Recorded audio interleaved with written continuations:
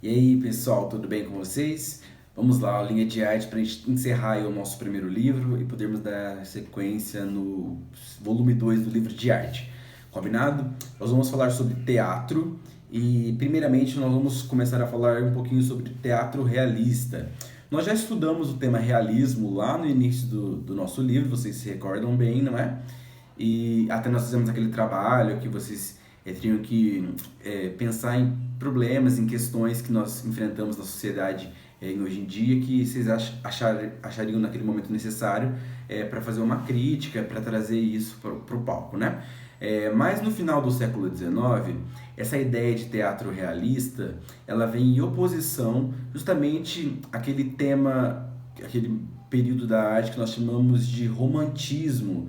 Não sei se vocês se lembram, aquela ideia de um amor ideal, da pessoa amada, vem justamente em oposição a essa ideia. Então, ele quer quebrar essa ideia de ter um herói, de uma pessoa, aquela pessoa perfeita que vai vir e vai resolver tudo, que vai trazer a solução para todos os problemas e traz para o palco aquela pessoa comum, aquele homem, aquela mulher do dia a dia, certo? Ele vem também quebrar aquela ideia de fazer arte, de representar esses teatros de uma maneira exagerada, com o uso de palavras difíceis, bonitas, e traz mais o uso de palavras do dia a dia, que nós estamos acostumados a falar, palavras comuns, certo? Também vem quebrar a ideia da religião, de a religião perde a importância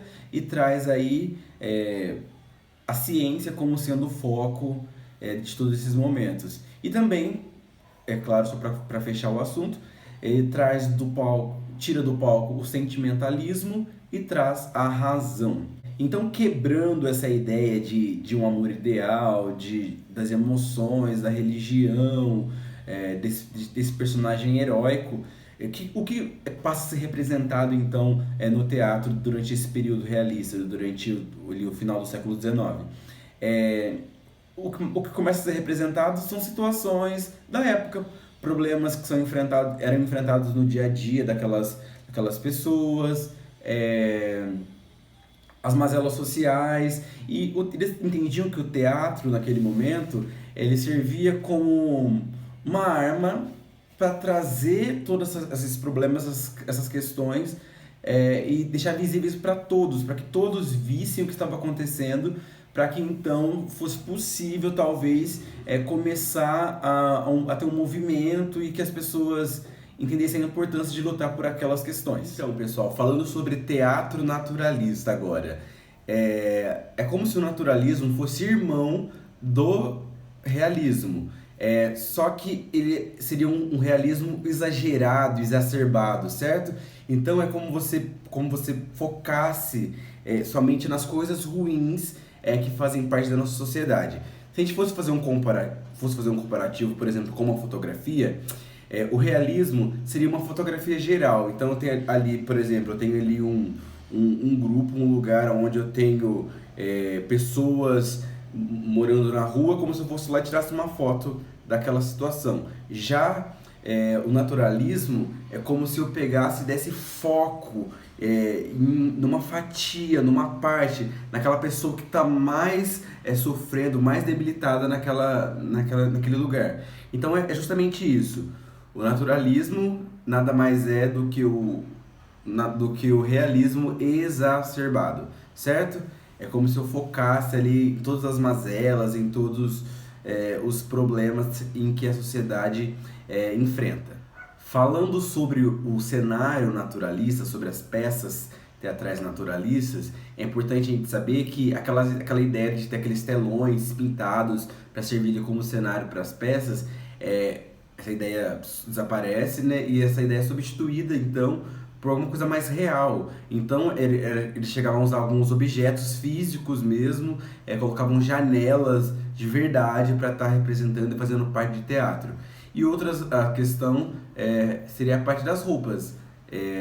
Eles deixam de usar aquelas roupas bufantes, glamourosas, que traziam um brilho, um prestígio ali para os atores, e passam a usar então vestimentas que condiziam com a realidade do que eles estavam representando ali naquela história. Falando um pouquinho sobre a dramaturgia, é importante também vocês saberem que eles abandonaram aquela ideia de ter uma linguagem específica para o teatro, de termos, palavras técnicas, e começaram a usar somente palavras que faziam parte do dia a dia, dialetos, que nós chamamos de gíria, certo? Aquela linguagem popular mesmo ali das pessoas. E sobre a interpretação dos atores, o que eles buscavam era justamente transmitir a ideia para as pessoas que estavam assistindo de que ele era aquele personagem, de que o ator era o personagem. Então, eles, mesmo sendo uma história fictícia que estava sendo contada ali, a intenção era fazer com que as pessoas acreditassem que ele era aquela pessoa. Então, ele teria que deixar o próprio eu ali de lado, com a sua personalidade, e de fato vestir e deixar que esse personagem possuísse ali mesmo o corpo do ator, e ele pudesse ali representar com todas as características e as ideias que aquele personagem buscava estar transmitindo para as pessoas. Vale ressaltar que no naturalismo existiam alguns temas que eram sempre recorrentes nas representações teatrais. Um deles era o sexo. Eles costumavam ali dar foco, assim como eu disse, em coisas que eles achavam problemas naquela realidade, é claro, que não são consideradas mais assim hoje na sociedade que nós estamos vivendo. Uma dessas coisas seria a homoafetividade. Eles falavam sobre outras coisas também, como incesto, como pedofilia e assim por diante. Pessoal, para a atividade vocês terão que ler as páginas 29, 30 e 31, só o comecinho ali do nosso livro, para estar finalizando então esse tema. E vocês vão estar conhecendo ali um pouquinho sobre o método Stanislavski, e eu quero que vocês leiam, conheçam isso tudo.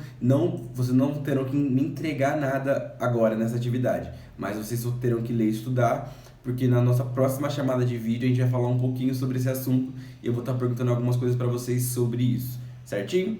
Um abraço, pessoal, e a gente se encontra na próxima aula.